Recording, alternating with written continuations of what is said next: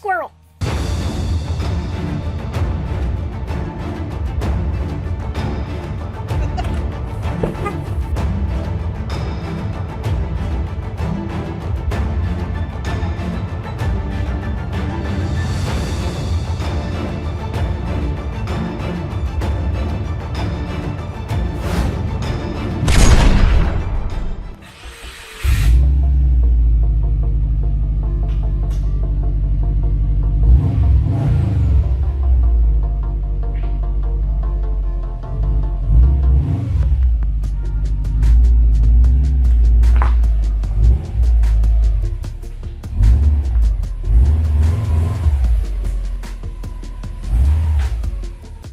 What's up, YouTube? Me here, Unwrecked, Todd, me. Started cleaning this thing, got it all washed up. I'm gonna remove the bumpers to do this plasti dip job, but I'm getting the wheels refinished too. I gotta contact my buddy. Hopefully we get that done this week so it all goes together at the same time. I ordered the plasti dip. I ordered brand new tires for this thing. They're all on their way. They'll be here this week. To lay down plasti dip, you want your car to be as clean as it can be, so I washed it in knowledge that I know it's going to get dirty again from now until next weekend, but I'll wash it again. Washing it more than once is better than not washing it at all. The more times you can wash it, the more contaminants you get off of there, the better base you're going to get when you lay down your plasti dip. So hear me out. I'm going to finish drying this thing off. Then I'm going to go get the Cobalt, because we're going to be tearing that down because nobody wants to give me $800 for it. So I'm going to set it here for right now, but I can't pull the motor until I'm done with this plasti dip job, because the way I want to do this is I'm going to pull the Cobalt out. I'm going to block off across the ceiling here. I'm going to run plastic the whole way across and block off that whole side of the garage. But I'm going to back the Subaru up here and then pull it forward so it's right here this way in the garage. It gives me the most space to spray it. Then on the other side, I'm going to put the bumpers over there and I'm going to spray them on stands so I get good coverage on those as well. But this week, in the meantime, I'm going to have to figure out what I'm doing. I got to get some plastic to drape across here. I got to get some more filters, or take the filters out of these ones that I have. And I watched another YouTuber's video, and when I made that paint booth over there and I used that fan, I went about it all wrong. When you put a fan sucking the air out, you create negative pressure. It makes total sense. So being that the plastic was just across the floor, it's actually sucking air in around the floor and creating dust inside your booth. So this time I'm going to make it a positive pressure booth. Got him! I'm going to make it a positive pressure booth, and when we drape this across here, I'm going to have a filter and a floor fan pushing air into here, and I'll have filters. I don't know how I'm going to do it yet. I might just prop the door up a little bit and do filters across the bottom, and maybe some cardboard and a couple filters, just so I don't have to do filters the whole way across here. But that'll create positive pressure, so instead of sucking air in around the draped plastic on the floor, it's going to be pushing it out. So the dirt is going to escape out of here instead of coming in. So I rambled about that long enough that the car's probably almost dry now, but I got to go ahead. I'm going to try to dry this off and make sure there's no water spots and stuff on it. I actually backed it up too far because I planned on getting the dolly out here, but let me finish this up. When your bones become frail, life is stagnant and stale, but don't throw it away, you'll miss it. Hours turn to days, memories tick away, creating lines upon your face, try and hide them.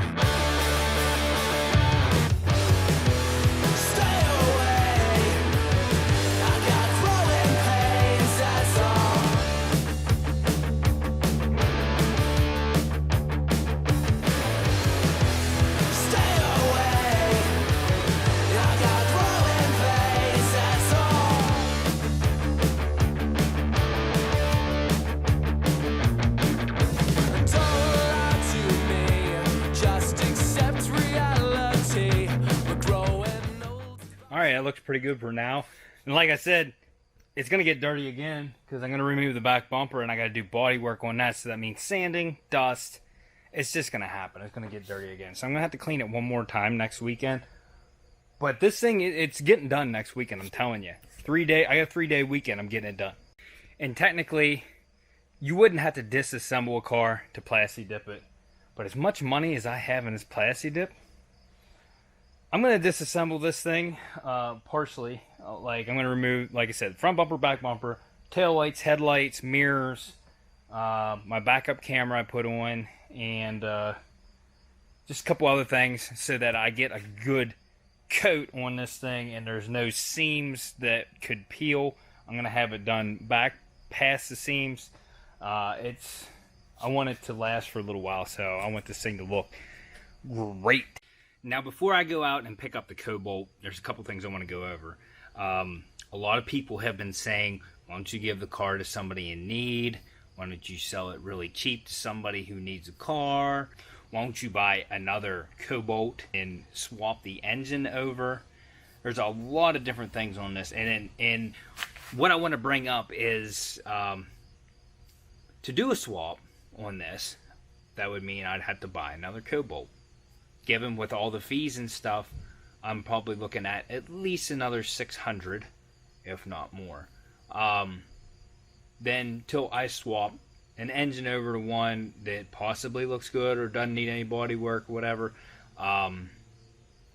And that's saying I get one that's not rusty, because a lot of them around here rust like that.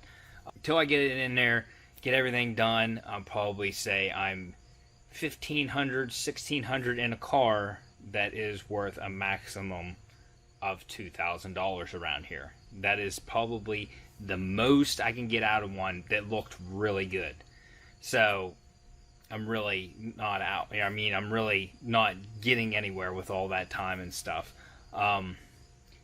To fix this one up, it is a salvage title. So that means it has to be fixed and safe to drive, because the only way to legally drive it is it has to pass the enhanced inspection. The enhanced inspection for Pennsylvania, so that you can drive it again. And there is no way that that car is going to pass enhanced inspection. The only way you could get it to pass enhanced inspection is you would have to buy all of the panels, the inner and outer panels that are all rotted out underneath that thing. The whole pinch weld is gone underneath for about 2 to 3 feet. The back of the pinch weld, there's nothing there. It's rotted out completely. So to even get that thing legal again, you're going to have thousands in it to get it fixed up. So giving it to someone in need is just giving somebody another headache that they can't drive. So parting it out is the only logical thing I can see to do. I'm going to make probably about the same amount as I would if I swapped the engine into another car, and I won't have to pull a bad engine to put another engine in and then have a whole bunch of spare parts laying around in another scrap car. This way, I'm probably going to make about the same. I'm going to have one scrap car shell, hopefully, after I sell everything, to get rid of. So that's why we're going out there. I'm going to get video of it running so that I have that to show that it is a running engine and driving. And I also, people wanted me to just beat the crap out of it and rally it. I'd have to put money into the car to actually do that, because the radiator's busted and there's some other things broken on it. So I can only run it for short periods of time, and it's just, I'm not putting money into the car to beat the crap out of it, and then I'll be out $700, $800 and just not doing that. So let's go get this car and get it in the garage. Also, while I'm out there, I have a product review. It is the AutoWit jump starter, and this is not a battery pack. Say what? This is a supercapacitor jump starter. I don't know how I feel about it. You are supposedly able to jumpstart your car with the juice that is left in your battery, and I think the battery is drained on the Cobalt. If it's not, I'm gonna drain it.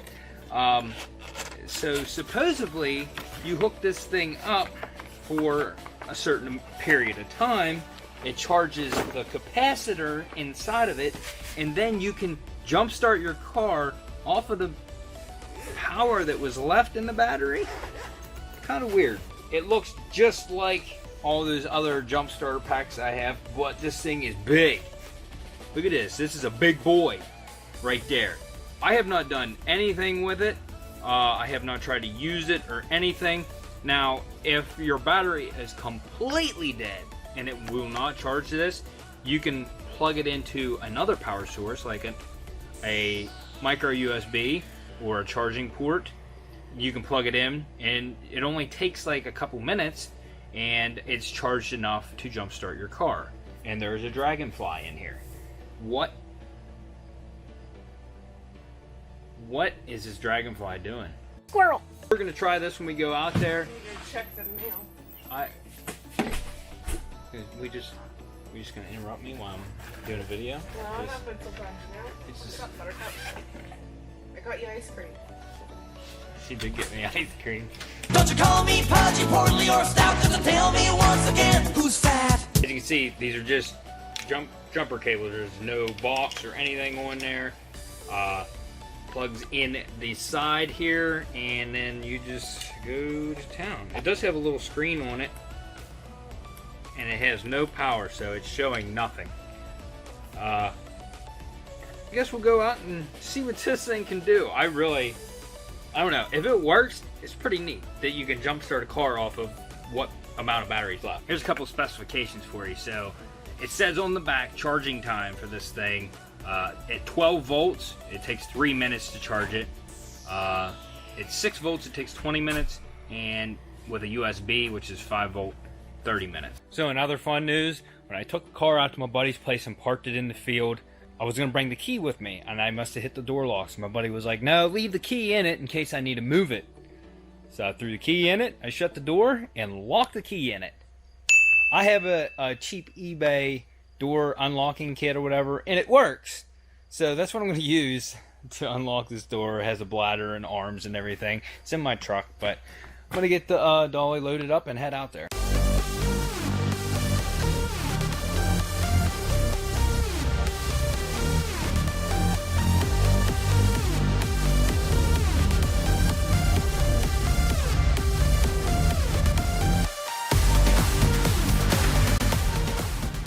I think I startled whoever it is down there cutting wood down by the car. So I got my cheap eBay car unlock kit. I'm gonna go down here and get this thing open.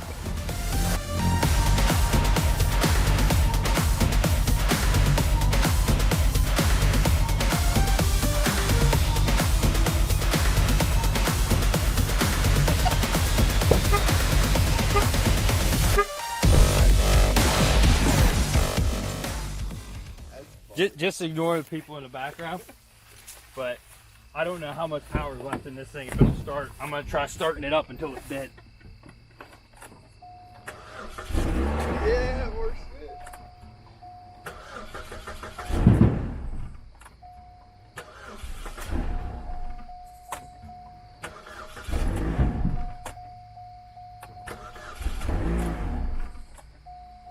Got too much juice.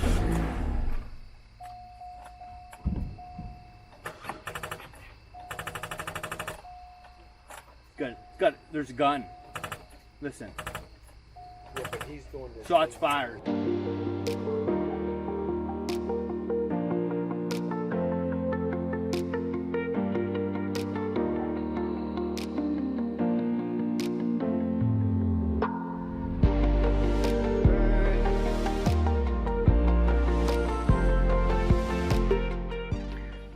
I've only had this thing hooked up for about a minute and it's up to 65% already. It's pretty quick.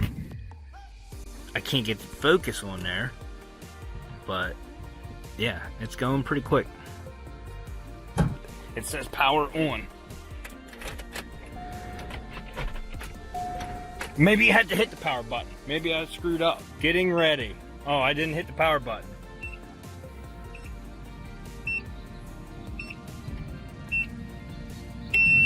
Whoa. There, it worked that time. I did it one more time, pushed the button, and it started it. That's actually pretty neat. They only give you a short time frame to start it, but it worked.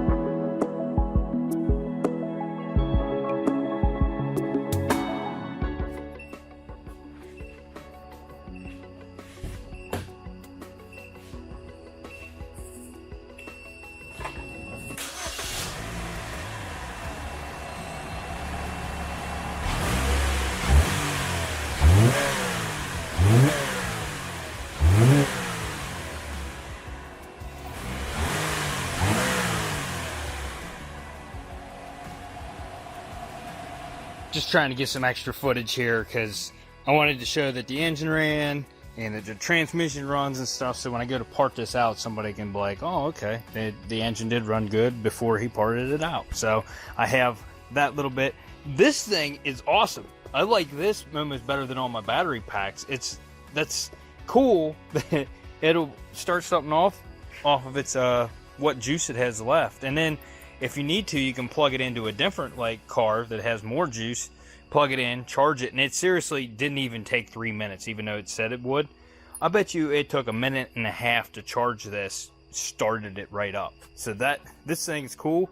I do like this auto wit. I don't know how much it is, but I'll have a link in the description with more information, hopefully a discount code, and yeah. So yeah, it was a little bit of a learning curve. I didn't know what I was doing at first. So, but yeah, you have to push the power button after it charges, that little red button there. It'll give you a countdown until it's ready to start, and it beeps. And whenever it gets to the last number, it beeps loud, and you can start the car then. Yeah, pretty neat product right there. Oh, the beauties of having this parked in the field. I just killed a big spider that came out of the mirror. Look at the donut. It's so tiny. That's the Subaru one, and that's this one. It's so dinky. I'll get more into this tomorrow. I'm going to go to bed because it's getting late. And in the morning, I'm not really going to do a lot to this because, like I said, I got to leave the motor in it since I need to get this Subaru in here and stuff. So there's a fly. They say flies are attracted to shit, but it can't be true because it just landed on me. I know what we can do. I'm not selling the catalytic converter, which is the first question that everybody asks you when you go to part something out. Are the cats for sale? No. You'll get more money out of them if you know a person that scraps them. So that's what I'm going to do. I'm going to take the cats out. Then we're going to have a straight pipe Cobalt. Oh. Okay, so I decided what we're doing today. nothing on the Cobalt. What we are going to do is start tearing this down and getting it ready for the plasti dip. The only thing, I hope my buddy can get these done this week. I'm taking the wheels off right now and going out and taking the tires off so he can powder coat my wheels, and then my new tires will hopefully be here during the week that I can mount on this. The tires I got for this are the same tires I put on the Lexus. I actually really like them. They rode really nice. So I got the same tread pattern for these, and they're like an all-season tire. The thing's looking pretty clean. Yes, there are still some bug marks and stuff in it, but we're gonna have to clean this thing again. I'm gonna be taking the front bumper off, back bumper off, because I need to do some work on that. The mirrors off, and then I will start masking. I can do like every window except for the driver's side, and I can kind of mask the front except for a little bit, so I need to be able to see. Got to remove headlights and tail lights, and that's pretty much all I need to do to prep this and get it ready. I'll probably take the license plate and the rear view camera off as well.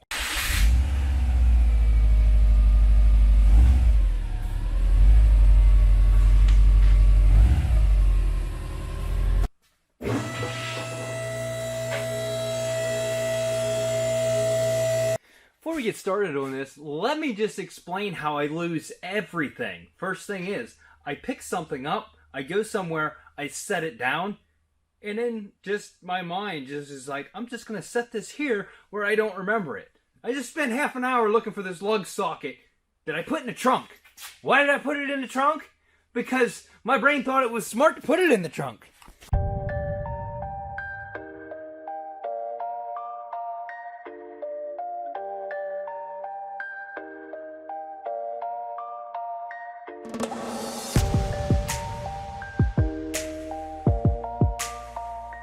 Look at that, my rotors match my brake calipers now.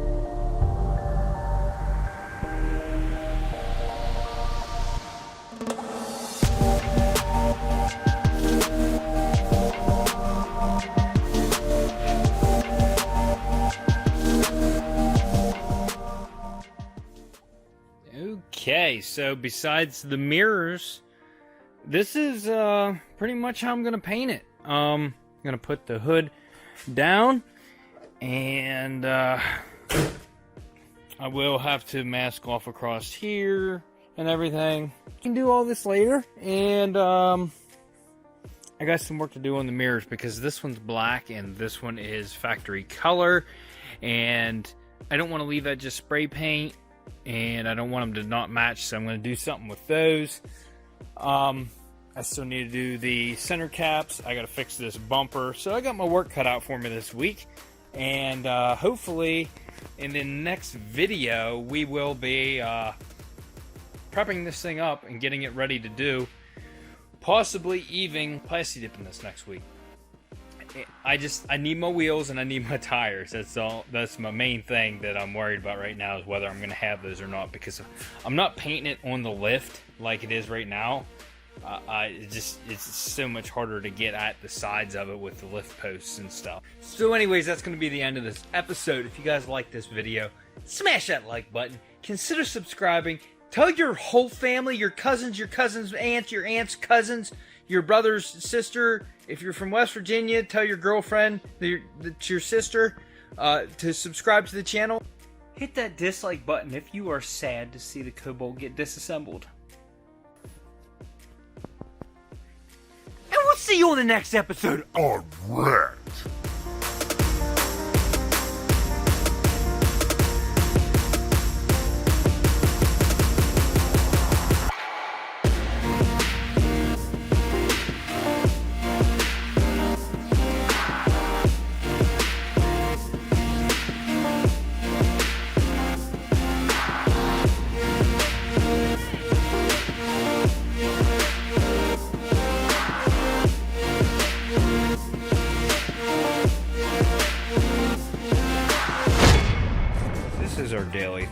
I start editing and he just wants attention.